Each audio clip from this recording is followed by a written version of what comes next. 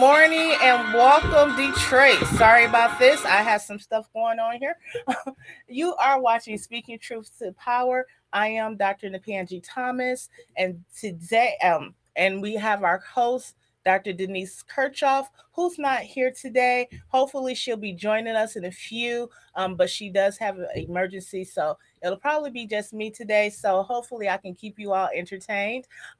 Again, I'm Dr. Napanji Thomas. Today, we're going to be discussing Juneteenth and Detroit's Black Bottom. We have in the studio with us Dorothy Robinson, who is a local playwright, director, and producer who has a long-standing history right here in Detroit. And we're also are expecting to have Mr. David Rambo to call in into the show today. So hopefully we can get all this together.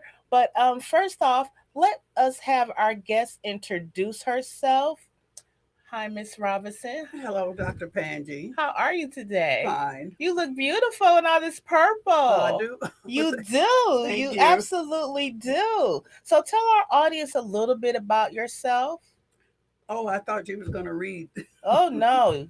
Well, I could read, but I think our audience would much rather hear from you about you. So tell our audience a little bit about you. Well, so many things. Playwright, actress, director, Mm-hmm. poet, and sociologist. I'm the founder of Creative Express Theater Company, which I founded in 1975. So we've been doing plays here in Detroit for all that time. Yeah. Since the 70s. Now what do your plays usually consist of? Well, they're drummers, a Mm-hmm. drummer, and sometimes they're comedy drummers.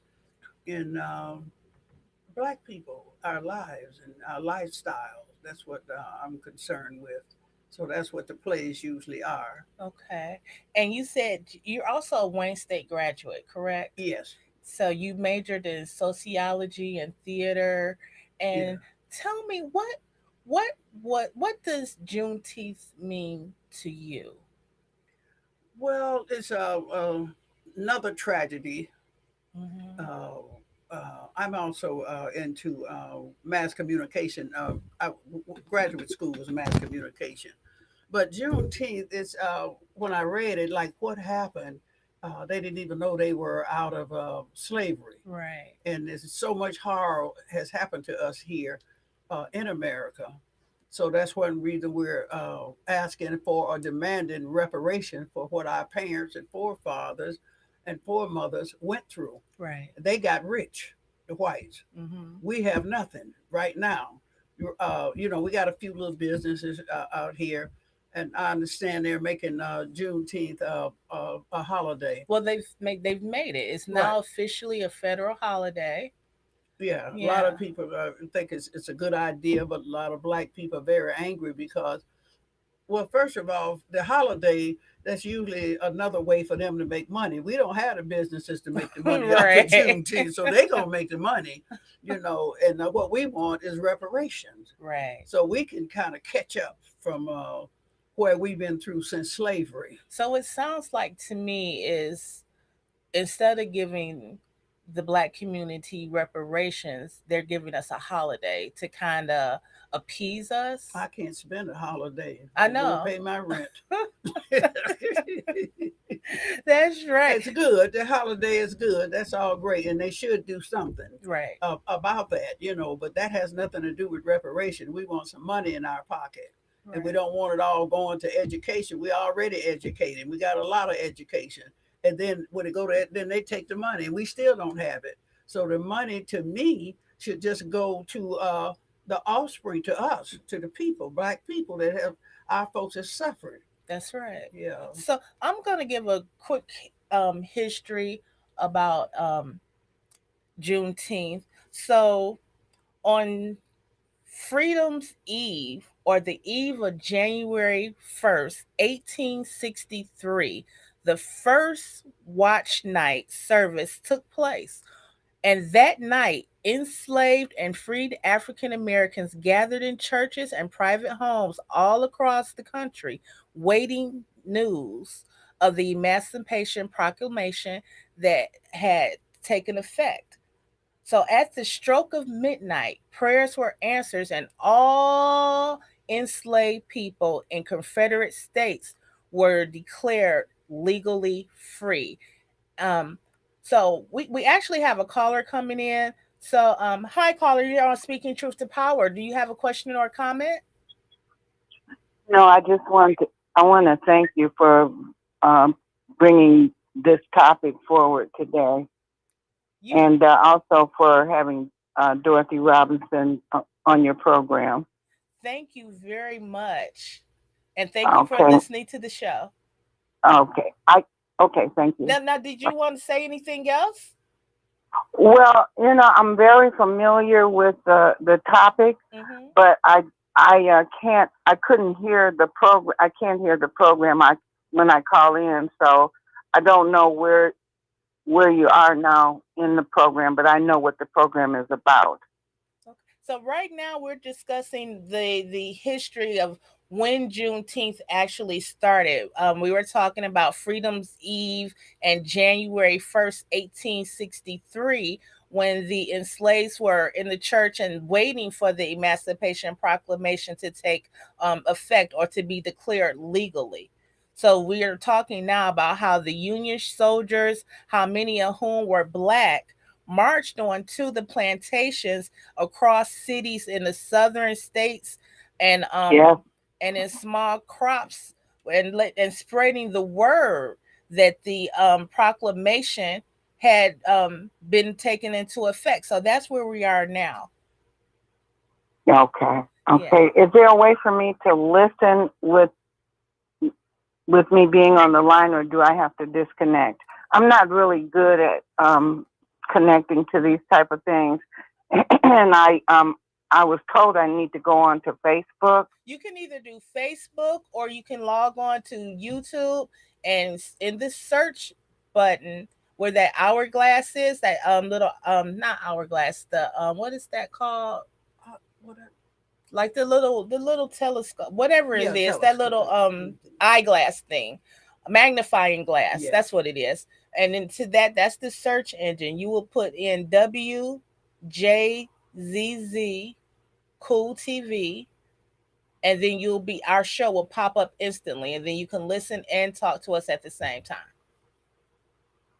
Okay. Well, I got my instructions from Sister Dorothy Robinson, and both of Okay. us are probably We about don't the know who same she when it is. comes to being technologically savvy. So I'll try that, and thank you. You're welcome, and thank you for calling in. Okay, She baby. didn't tell her Okay. name, but that's That's Gwen okay. Mingo. Okay. Thank you, Gwen. So that was Gwen calling in. She's also been a community activist for a long time as Oh well. yeah. Yeah. So back going back to the story. So everyone in the Confederation territories would immediately be free, even though the Emancipation Proclamation was made effective in 1863. It was not placed under Confederate control. So, as a result, in the westernmost Confederate states of Texas, enslaved people were not aware that they were free. So, it wasn't until June 19th, 1865, that some 2,000 Union troops arrived in Galveston Bay, Texas, and the Army announced that more than 250 enslaved black people in the state were free by executive decree. This day came to be known as Juneteenth by the newly freed people in Texas. So that's the importance of Mm-hmm. Juneteenth. It's not that um, the citizens or the people of Texas and the Confederate States weren't free. They just weren't aware. And for the most part, why would they why would slave owners want to tell their slaves that they were free? Because there Yeah. was a benefit for Right. them, They was right? getting a lot of money. A lot of Free. money, a Free. They lot of working money. free and Yeah, and sun labor. up to sundown. Yes, absolutely. So let's talk about Detroit. Now, Detroit has had a rich black community back from the 1920s when slaves have migrated from the South to come to Detroit for work because we had the motor industry here. So we had a lot of people moving from the South to come here for work and to raise their families. So we know that Detroit has a rich history known as our Black Bottom.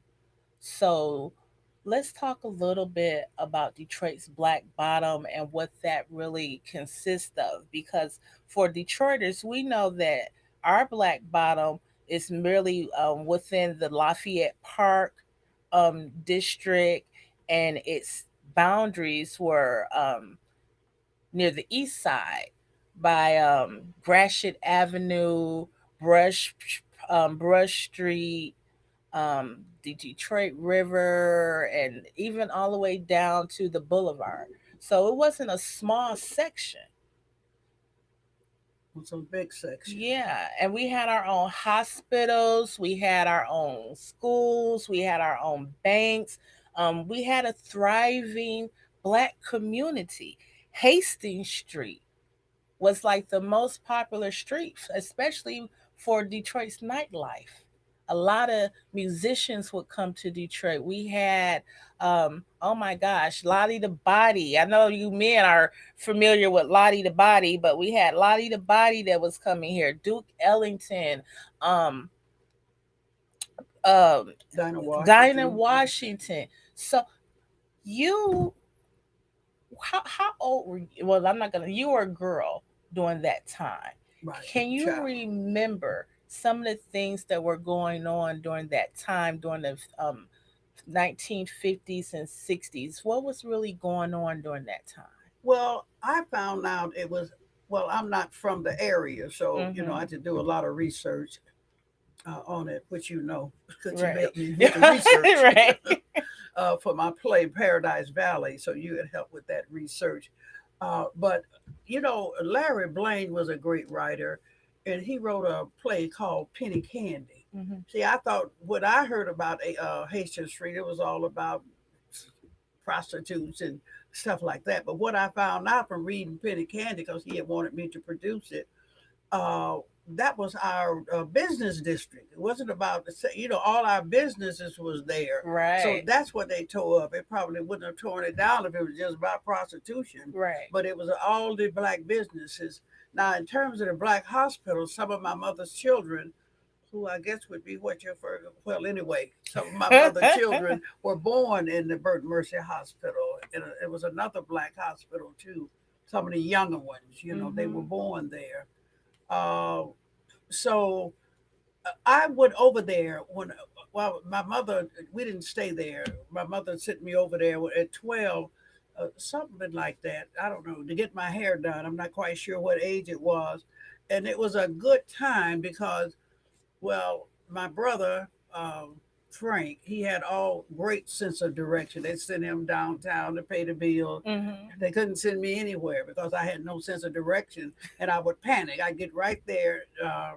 Now the name of the shop was Midway Beauty Shop, and she was a friend of my mother, so they would send me over there, and I had to catch all these buses. So I would just stand there, get off the bus. Across the street is a big old field, so there's Mm-hmm. no other way for me to go to get to Haston. It's straight, I mean, Right. to turn right. Mm-hmm. And I was just standing there panicking, crying. I'll tell you in a minute while I'm telling this story. And wait till somebody come and say, "Can you show me the way to Midway Beauty Shop?" Just panic. And so they would show me. But during that time, a child was safe. A Mm-hmm. little girl, she was just sprouting, as they say, coming in her puberty. The men didn't bother her. Didn't nobody bother her. All they do is show her which way to go, or tell her to go home. So we didn't Mm-hmm. have to be afraid. Now you can't even send your children outside hardly in the daytime, let alone, at night. But this is how our men were back in those days. They were, they just looked out more for their community. Right. So so it was I remember it had a lot of stores, just it was on that street. It was a lot of stores. Every kind of store you could imagine was there. Right. So it was the height of the black community, and black people were making money. Joe Louis had a restaurant down there. I mean, I didn't go to any of it. I wasn't old enough to do that, but all this was down there. Right. Sonny Wilson. They just had everything, and they had something for black pregnant girls if Right. something happened. Right. Ladies and gentlemen, you are watching Speaking Truth to Power on streaming live on Facebook, YouTube, Twitch, and Twitter, and other top social media platforms. Like, follow, share, comment, and subscribe. Thank you for watching WJZZ Cool TV, the coolest station in the world. And again, we are speaking truth to power. I am Dr. Nakpangi Thomas. Our host, Denise Kirchoff, is not here today, but in the studio, we have with us Miss Dorothy Robinson, a local Detroit native, and we're talking about Juneteenth and Detroit's Black Bottom and its rich history right here in Detroit. So, you were talking about as a young girl being able to catch the bus and go downtown and Hmm. get your hair done and not being bothered. So you're telling this story to make a point. So I'm going to let you finish making your point.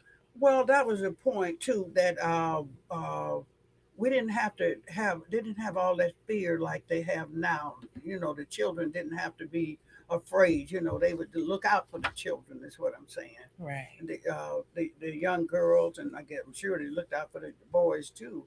But it was a better time Right. for us. We were more a community. Right. So the area, let's go back to the time and the place and how things were a little bit separate from the Black Bottom and Paradise Valley.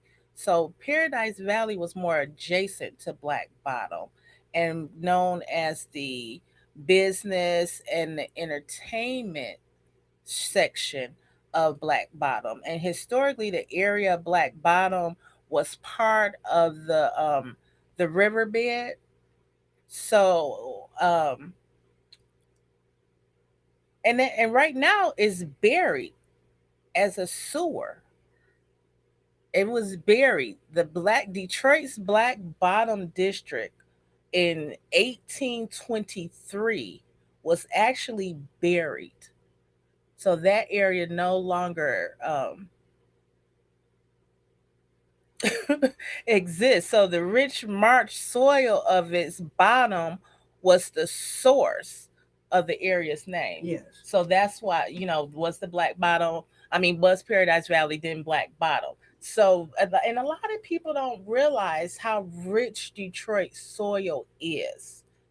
And that's what another reason why Detroit's landmass is so valuable. And we have so many people that want to come in and purchase different parcels of land in Detroit because of the land, the actual soil is so rich and fertile and good for growing.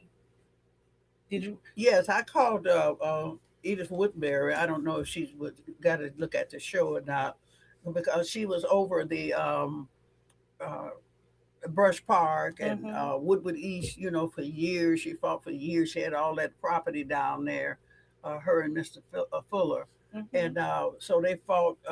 And Warren Gaither and Gwen Mingle. That was her that called you. She was the chairperson of the Citizen District Council. Uh-huh. So I mean, they really did it really bad. She took a house from her. Just took everything. So they took the black people's property and ran them out. I mean, it's the same story, I guess, all over the country. Mm-hmm. What they did to her, uh, it was really bad because she had one of those big, I think it was like 16-room houses, something like that. And they wanted that. They didn't want the house. They just wanted the property, the land. So Right. basically, they ran all the people out of the land. I was sitting there um, when they brought all these trucks. She had so much property and so many things that they had, like, I can't describe how big the trucks were. They Mm-hmm. cart her stuff away. and her Hmm. little puppy, who was my granddaughter Oh, Don. see, we get off the subject. I was still on the subject of how they took the property. Took all the. I don't want to get off. You just bring me back if I get off. They Okay. took all the property from the black, and because they wanted to, they didn't want none of them down. They didn't want to build their own thing. Yeah, because Black Bottom really suffered more than most areas during the Great Depression, since many of the wage earners were working in the auto industry, and that air industry was mostly impacted during the Great Depression, and World War II both impacted that as well. The economic activities as well as the physical decay of Black Bottom. As more people were racing to the city, there was a housing shortage. So we didn't have a lot of housing for Black people during that time. In addition to the racial discrimination that Yeah, that was it. restricted Blacks, so there became some overcrowdedness in this area as well. So when we talk about Detroit's Black Bottom, we also have to talk about that transition in the late 1950s where migrants transformed Hastings Street and St. Antoine into the city's major African American community, where we had more Black businesses that were propping up back in 1950s. We had more social institutions, nightclubs, um, and just a real thriving community. There's even a movie called Detroit that talks about that time during the riot. It really focused on the days leading up to the riots right here in Detroit, where the community um, was set ablaze, and properties and businesses were destroyed. And the Black community was blamed for destroying their own community. But when you talk to the Black people who lived in the community, they would tell you that we didn't destroy our own property. Why would we destroy where we live? So there's been some research recently done that has come forward that says that it was people outside of Detroit that was coming in and throwing bricks and things into businesses and blaming it on the Black community, where so that they can pretty much come in and start buying up property. For nothing, Hmm. little nothing.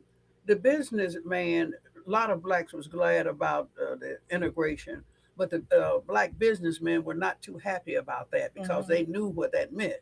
The blacks was going to take their money and give it to go to the white. A lot of them were going to go to the white business, and the black people had been they had been black people go to black business and buy things. So Hmm. they said that was the worst thing that was getting ready to happen when they did that, open up, because they open up and then your business gone because a lot of the blacks are going to run over there to the whites and buy. So that everybody wasn't happy about them integrating like that at that business. Right. So you have yeah, you have a poem that Oh, talks about Detroit's Black Bottom, it's called Paradise Valley. Paradise Valley. Would you care to read that for Yeah, I us? will read that. Okay. This is dedicated to Elder Warren Gaither, who was also fighting for Brush Park and Paradise Valley. And Gwen Mingle, like I say, she was the president of CDC. And Edith Woodbury was there when we all got there, there before we got there, fighting and was trying to have something for black people. Mm-hmm. And that's what the fight was about. A lot of it was about to have to keep something for ourselves Right. and our children. So I'll read Paradise Valley. Paradise Valley, movie stars, bright lights. Flame Show Bar, Dinah Washington on the neon lights. Hastings Street, Hastings Street. Sonny Wilson's Forest Club, oh, what a world. Horseshoe Lounge, 606 Club. Burt Mercy Hospital, Midway Beauty Shop, Paradise Valley, a black treasure, torn down to the ground. Paradise Valley, a black paradise in white Detroit's downtown. Black Bottom, the souls of the dead cry out from their graves and refuse to rest or sleep tight until a gross wrong has been made right. Racist rogues plotting to kill the dream of black people, crush their achievements with a backhoe by working with evil wannabe blacks who supported, uprooted everything the black people sow to line their pocket with an extra buck. They help whites cart away black folks' dreams on a dump truck. They say they drove the stake through the heart of the black community to build a road, the Chrysler Freeway. Road, Roman road, pays blacker than Hannibal. Brush Park, Woodward East, Moon Hotel, Fine Arts Theater, Dorothy Robinson Playhouse, City Cab, Paradise Valley, Brush Park in the spotlight. Somewhere in Detroit, Warren Gaither dreamed sweet dreams of a revised Paradise Valley tonight. Oh. So, what was your mindset when you wrote that poem? And I know it was years ago, but what was really going on during that time when you wrote this poem? We was fighting to keep something for blacks from through the CDC and everything, trying to keep something, keep the property and something for black. They simply bombed my theater. They just bombed that and exploded it, imploded it to the ground. So the thing was, we were trying to fighting to keep something for ourselves in the community. Right. So that's was what was on my mind. But this was what had happened. So just write it down. The book, my book, basically is Black history in poetry. Mm-hmm. It's what it is. Right. Ladies and gentlemen, you are watching Speaking Truth to Power on WJZZ Cool TV, streaming live on Facebook, YouTube, Twitch, and Twitter, and other top social media platforms. Like, follow, share, comment, and subscribe. Thank you for watching WJZZ Cool TV, the coolest station in the world. And I'm Dr. Nakpangi Thomas. Our host, Denise Kirchoff, is not here today, but we are talking about Juneteenth and Detroit's Black Bottom and the plight of the Black community. And we have here in the studio with us Miss Dorothy Robinson, native Detroiter. You know, I think, was it back? Oh, I can't remember, but I know the former mayor Kwame Kilpatrick named a day after you, No, that was Highland Park. Highland Park. Mayor, I think it was McCray. Where McCray. Mayor McCray. That was Highland Park. Okay, so how did that come about, and how does it feel to have a day named after you? And what's that day? February 26th. Okay. Yeah, we were doing plays at that time at the in Highland Park because, as I say, they had bombed my other theater, so we were at Highland Park, and I guess they were kind of glad to have us there. A professional theater company there doing plays in Highland Park. Okay. So So February 26th is Dorothy Robinson Day in Highland Park. yeah, I don't know how much they're celebrating. But that's good to have. And you also have a lot of political involvement. I know you've done work with the former Detroit Mayor Coleman A. Young, and you've done work with the late Irma Henderson. Tell us a little bit about your political engagement. Well, I'm a writer, so I wrote. Uh, they called me for Coleman Young to write. Hmm. They went to the colleges to find a student that could reach the grassroots as well as the intelligentsia. Hmm. So my friend Thelma Miles, she said, I know the one, Dorothy Miles. So they came and got me. She gave my, they got in touch with me. So I wrote it. I took about 4 days. I think I was in junior college then. I took about 4 days off of school and wrote it, like the PSAs and a lot of different things like that. Hmm. I didn't know him personally. My thought was, well, he's a black man, and let's see what he's going to do. So I was working to make sure we got a black man in there. Mm-hmm. So that was my thoughts doing. I didn't know him, and he really didn't know me. Right. So, but I just went on and wrote it. Wrote all this, just wrote all these, and gave it to his lady. Mm-hmm. So I was very glad. And then I worked with, I know all the policy, worked Senator David Home and uh, uh, all of them, all the city council people, Amber Henderson when she ran for mayor, worked with her. And well, I worked with the Coleman Young, Coleman Young Jr. also, Right. the son, Coleman Young's son, worked with him a little bit for his mayoral campaign. So I just write, you know. So, what were some of the things that you had to, that was maybe challenging for you to write when you were writing for former, the former Corman A. Young? Well, Mm-hmm. the biggest problem, I guess, was I really didn't know him. I Mm-hmm. knew he had worked for the what was that? The oh, it was well, I didn't know him really. That really what it was. So I just had to write, basically, to be honest with you, what I thought a black man ought to be about. Okay. But I So, would do, writing from a male perspective would maybe have been the biggest challenge for you since you weren't a male. no, I write whole plays while men sit on park benches about males. So that wasn't it. I didn't know him or really exactly what his program was. They just came to me and they didn't. They gave me something I wrote, so I knew he did the something about the what was it? The they do with the driving. I knew he had done that. No fault. He co-sponsored the no fault Okay. law, things like that. They gave me something about a little bit about him, but Hmm. I really didn't have what it really was. I see. I wouldn't do that anymore. I would like that. I would have to interview the person. Now I was just a college student, young girl in junior college, so Hmm. I didn't know. But now, I would interview them and I would know what they stood for and what the people were about.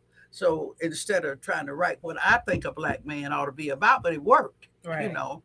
So, but I know that's not the way to do it. Now I have to sit down and interview the person and then find out where they stand in terms of the Detroit and the black community and write from that perspective. So, as a black woman being in a predominantly, well, during that time, was it a predominantly black community? Because I know there were a lot of Jewish Americans here in Detroit um, prior to the 1970s, and that kind of changed a little bit, where we start seeing more blacks moving into the community. Um, what was it? What do you recall the communities looking like here in Detroit when you were coming up? Was it more segregated where each culture or nationality kind of stayed within their own pockets, or was it mixed? Well, where I lived was an all white neighborhood, a kind of working class, because my father knew the man that owned the store there, so he rented his property there. Okay. And so we had, like, I guess it was like about a 3 bedroom apartment behind the store, Hmm. so we lived there. And so they were definitely more segregated. Well, I don't want to go into the hell I caused in that neighborhood, but Well, well, well, that's what the show is. I mean, tell us of what you I went through. well, I had to fight every day. Get on the bus. I had to fight going to school. The white kids, the little babies would rock me. I'm sure the mama would let them. She had to know. So I had to run to get to the bus stop all the way to, what was that, French Road, I think Hmm. it was. Run up there to the bus stop. When I get on the bus, the kids start picking on me. So Hmm. I had to fight.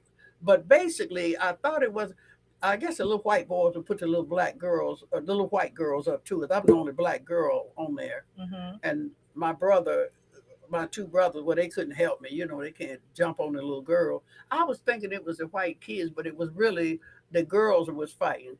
So and every time they say you got, I grab a head of hair and start fighting. I fight every single day, and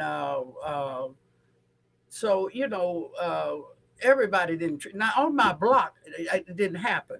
Okay. Just when I got off my block, I had to go get off the block to go to the school. Right. Then stuff happened. So that was the same racism, I guess it is now. The same thing, and I had to go through that, and it was. Uh, then they sing 10 Little Indians, how to kill off the little Indians, one little until they got to one little Indian left, Right. and they sing that all the way to school, and well, we just sing. So, but when I got older, got a little bit older, I guess the worst thing that happened because we could play with the kids on our block. It wasn't that bad. Hmm. But the worst thing, I remember one awful thing. I went by there and had nobody to play with, and I asked her, the mother across the street, where her kids were. Now, before that was no problem. I wasn't aware that I had gotten into puberty, and they're looking at that. So when I asked about her son, she said, uh, he went with the colors. Hmm. And I never heard her say nothing like that. Where call it, she could have said he went with Frank, Hmm. but Frank and Lewis. But instead of that, she said he went with the color, and I guess because she looking at, I guess what could have happened. Right. So so anyway, it was a race. I'm just saying this to say that. So I don't mean I was.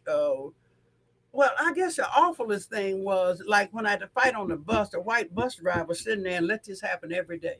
Hmm. Let them pick on me, let it get to fighting every day. Then one day we had a black. I just thought it was a norm. Then one day we had a black bus driver. He heard them abusing a little black girl like that, and them kid. He stopped that bus and threatened to put them all off of there. I mean, he really went out on them. So that's when I knew it was really wrong what they were doing to me. You feel it's wrong, but the black man couldn't take it to see one of his children being treated like that. And I said, well, that's when I knew it was really wrong what they, were doing. But kids are cruel. Even black kids don't care. I mean, kids do cruel things. That's just Right. children. And so why the parents have to teach them, to be tolerant. Right. Now we know that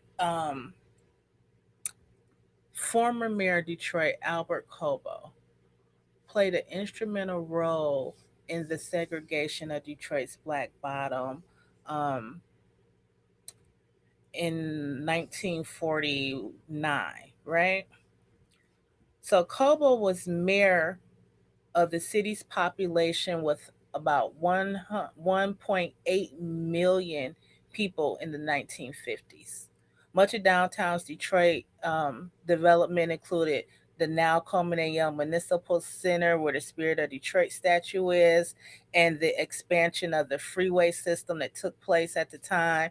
He was kind of criticized for his urban renewal projects that raised the black neighborhoods, police targeting black communities, and supporting the city's housing segregation policy.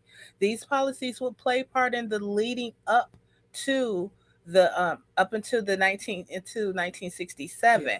and Coble served um, 3 terms as Detroit mayor and served also as the president of the American Municipal Association in 1956.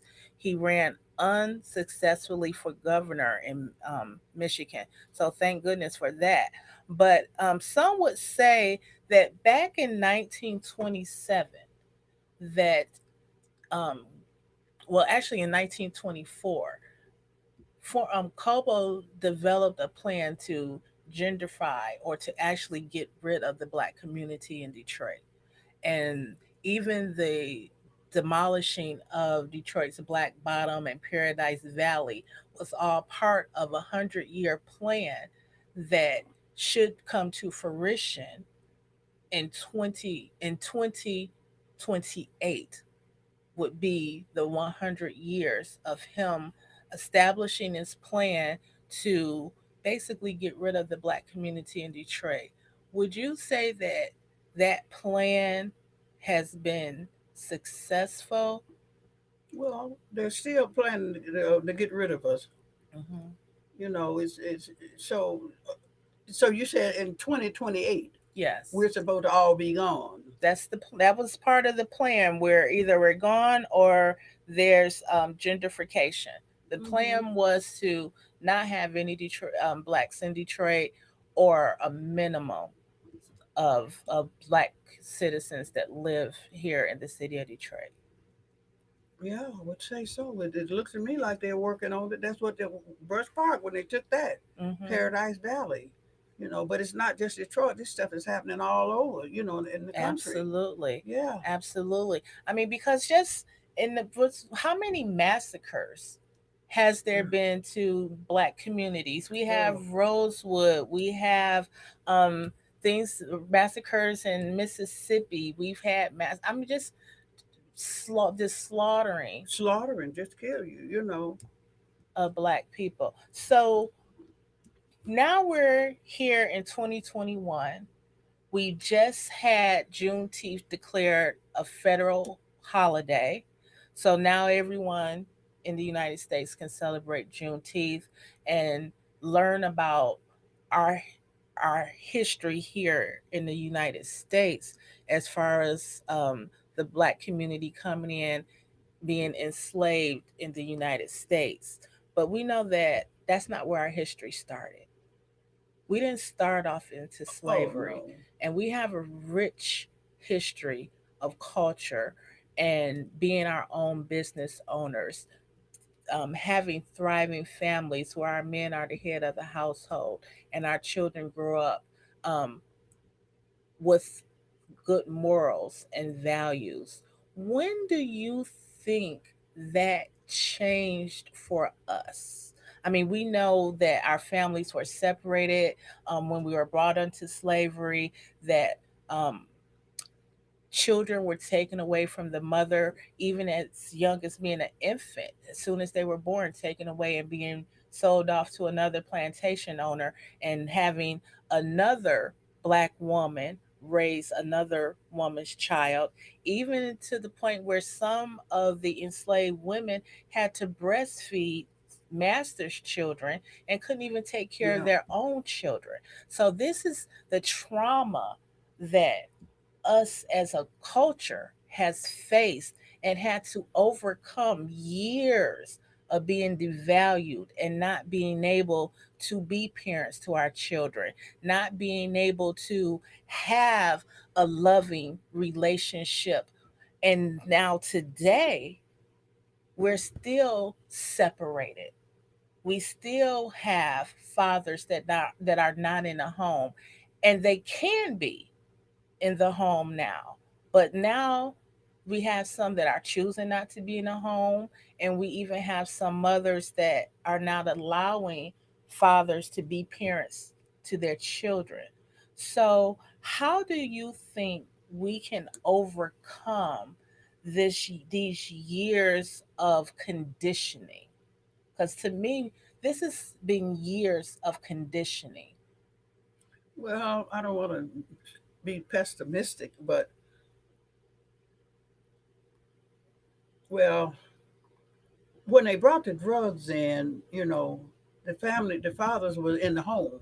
The fathers were still there. Then they brought the drugs in, but we were talking about being black and proud and stuff like that. Then they brought the drugs in and gave them the drugs. I don't know why they took it.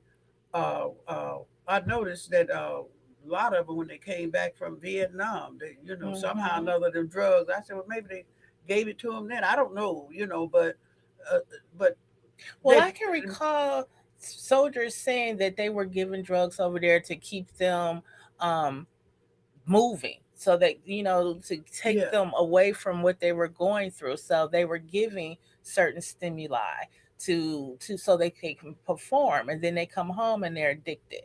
yeah. So I do That's get what I that point. noticed. I Yeah. didn't know for sure how it happened, but I noticed when they came in, the addiction was there, and I don't even know where they got those drugs from, but somebody gave them those drugs.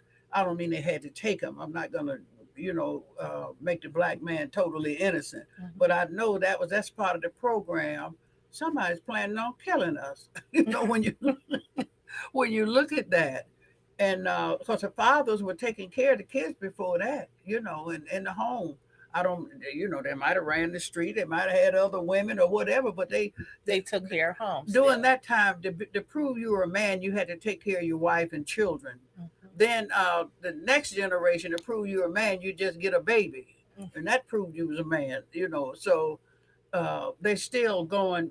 They're going through that. So I don't know. It's worse. It's getting worse now. Right, ladies and gentlemen, you are watching Speaking Truth to Power on WJZZ Cool TV, streaming live on Facebook, YouTube, Twitch, and Twitter, and other social media platforms. Like, share, follow, subscribe, and comment. And thank you for watching WJZZ Cool TV, the coolest station in the world. And I am Dr. Nakpangi Thomas, and we have our guest with us, Dorothy Robinson, and we are talking about Juneteenth, Detroit Black Paradise, and the plight of the Black community.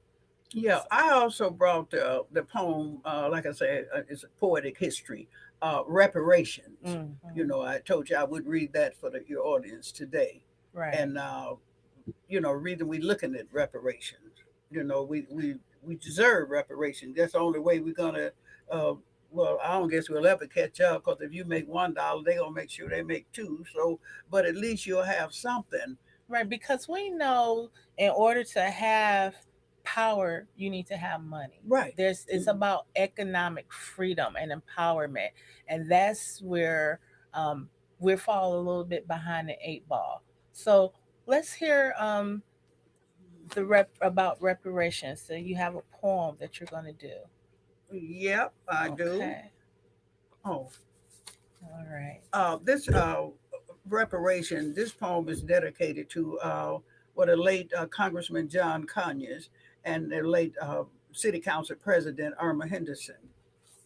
And we certainly can't forget Reparation Ray. He went to his grave trying to get reparation for black people. Right. Okay, but I'll read reparations for you. Your shame lie in lynch mob ropes, the brutal killings of black folk. Your shame lie in Magnolia nights, a black rape by slaving whites. Your shame lie in the sin against black people, which you refuse to face. Oh, what a disgrace. Your sin lie in the pain and waste that you've shamelessly deposited upon my race.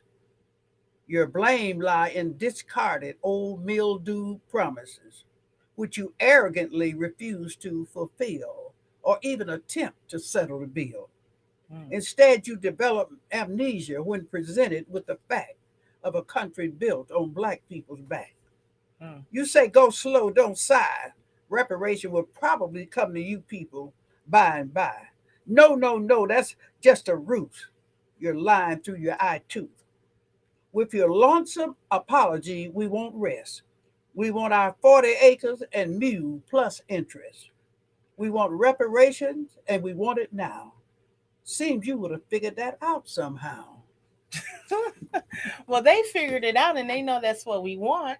However, they also know that in giving reparations, that does give some financial freedom for people, and some people would say that black people don't need reparations because they're going to just mess it up and just frivolously throw it away. So what? It's theirs. They do what they want to do with it. That's my same sentiments.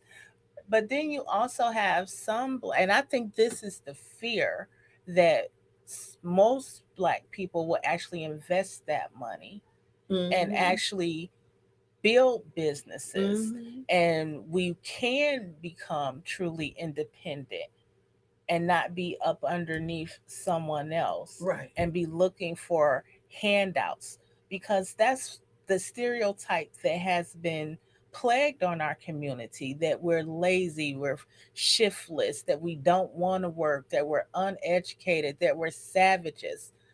But all that is not true. We worked during the slavery. That's who did the work. Who's us? Well, and you could say the reverse, because we were brought in to do the labor that somebody else didn't want to do. Right, too lazy. They was too lazy. And we worked from sun up to sundown with very little meals, water. Hmm. So how is that laziness? Well, they just turn it backwards. Turn it whatever it is. They turn it the other way. Hmm. And lazy. They would be the one lazy. So so it sounds like some projection going on here. They're projecting their behaviors onto Only us, us. yeah. So We couldn't afford to be lazy. They beat you to death with them whips. literally, Literally beat literally. you to death. So Yes. yeah, so you weren't lazy. They said you had to work from can't see it in the morning to can't see it at night. That's the way black people put it. Right. Right. So I want to thank you for coming on to the show today. I apologize that you were the only guest that showed up, but I appreciate you coming Oh, yeah. and sharing your history and knowledge um, of especially the history of Detroit. I'm glad that you were able to come on. And is there anything that you would like to say before we end our show today? I'm working on a play. I had a play also, Paradise Valley. So I will be working on that, and I'm working on a book. It's called Soul Strut. Soul Strut. Yes, it'll have some of these poems in it, but new ones. So I'll be working on that. And right now we're not doing a play. So Paradise Valley is kind of on hold. The play Paradise Valley is kind of on hold right now, Mhm. but we'll get back to it. My favorite play that you wrote was To Black with Love. I love that play. Tell our audience a little bit about that play. It's history. uh, 3,500 years of Black history. It probably starts in Egypt, or in Africa and Egypt. It goes through that and goes all the way down. I think it goes up and from then until the 80s. Hmm. And it's got all our history, the cotton field, and we're singing, and want to be, we want to be free. We're talking about going back home. The church song, we talking about going back to Africa. Hmm. That's what we were singing about.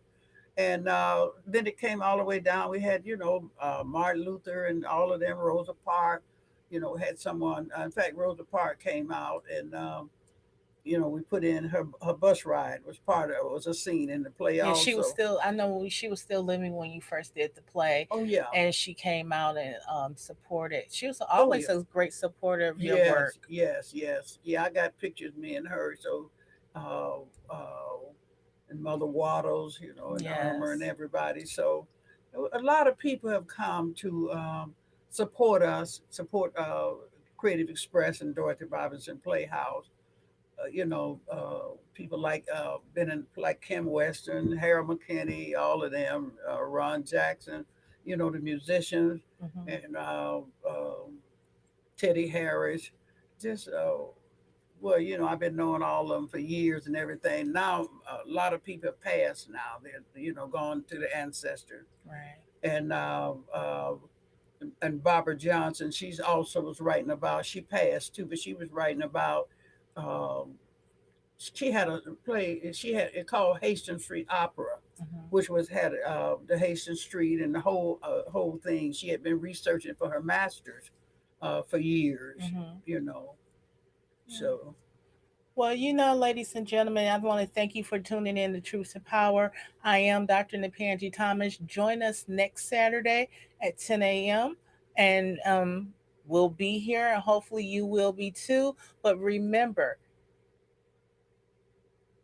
to know your history so that you will not be subjected to repeat that past. So again, I'm Dr. Nakpangi Thomas, standing in for Denise Kirchoff, our host, and tune in next week to Speaking Truth to Power. Yeah. should have said hi to my little grandbabies.